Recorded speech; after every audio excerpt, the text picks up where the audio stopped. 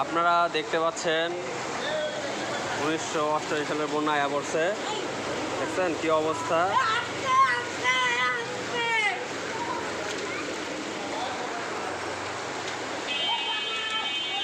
আর একটু হলে দোকানে পানি ঢুকে যাবে। এই দেখেন অলরেডি একটা মিশুক নষ্ট হয়ে গেছে, এটা আর যাচ্ছে না। দেখছেন এই যে স্বাদের লাউ, স্বাদের লাউ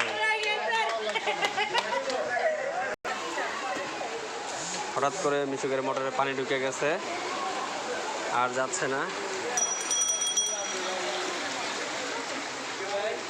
দেখছেন কি অবস্থা রাস্তার।